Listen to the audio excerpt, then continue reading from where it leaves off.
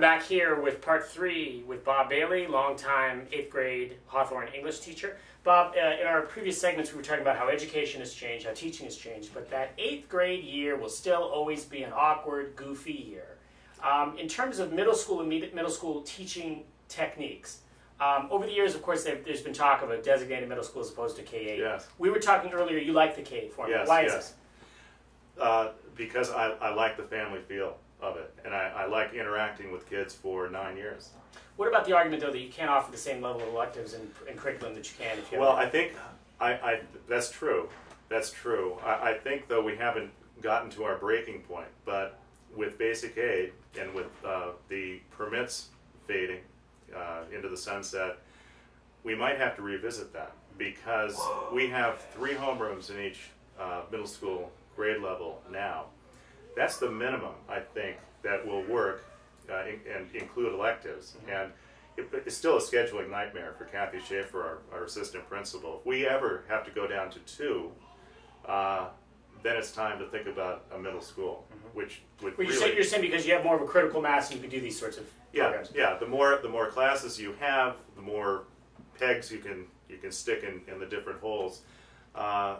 So I would hate for that to happen. I can almost see that happening. I have 1 year to go. I've been at Hawthorne for 40 years, and then boom, they 1 year. Yeah. Hopefully not, but we'll see. Well, hopefully not. Yeah, but if they have to, I understand the district has to do what's best educationally, and if it does get to that point, that would be the only choice we have, I think. In terms of teaching writing and reading and English skills, which of course we talked about has changed somewhat over the years, although really you still need to have the same ability to read that you had 40 years ago. Do you find there's less appreciation for reading at home and free reading and that sort of thing nowadays with all the distractions that kids have? Well, certainly at the 8th grade level, it depends on the kid. You know, most of the boys have no interest in reading at home or reading over the summer, but a lot of the girls are really a great, I'm not saying all the boys, most of the boys.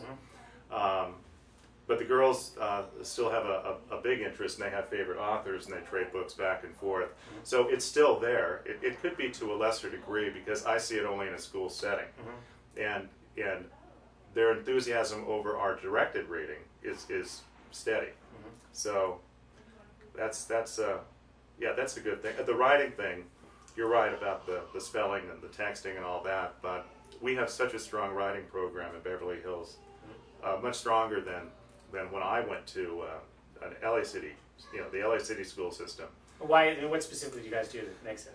Well, in LA, and I was a good student. I knew in 10th grade I wanted to be an English teacher, so that was really a favorite subject of mine. But when we had our advanced composition classes, seniors in high school, when we were given an essay assignment, it was write about this. That was it. That was the only instruction. They did not offer us the formula for success, i.e. the 5-paragraph expository essay organizational pattern. These kids know that. That's so important for them, not only going on to the high school, but you're so ready for the assignments at the college level. So we are so focused on that. It's great for the kids. What do you do when parents come and say, a kid doesn't want to read, not interested in reading? How do you encourage reading? Is there anything you can do beyond just the usual teaching techniques? At this age, no. I would have said yes, but then I've been a parent now of 2 boys. Seen both sides, so, right? No, parents say, "What can we do? What can we do?" I said, if I knew that, I can help them a little bit. But before I had kids, when I first started teaching, parents would come in and say, "We're doing everything we can." Kids were not doing well, and I think to myself, "I know you're not doing everything you can. Your kid would be fine." 10 years later, I'm sitting in teacher conference with my kids' teacher. I'm saying, "We're doing everything we can at home." So I knew so much more about parenting before I was a parent. That's what you had to deal with, right? That must be what it is. In terms of we talked about some of your mentors. We talked about some of the things you've seen at Hawthorne over the years. What advice do you give to, you mentor a lot of younger teachers, new teachers. It's a very different game than it used to be. What advice do you give to young teachers? Well, a couple of things. One, get out if you don't like it.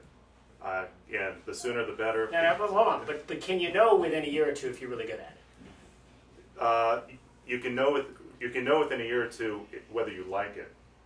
And it's awfully difficult to be good at something you don't like. Sure, yeah.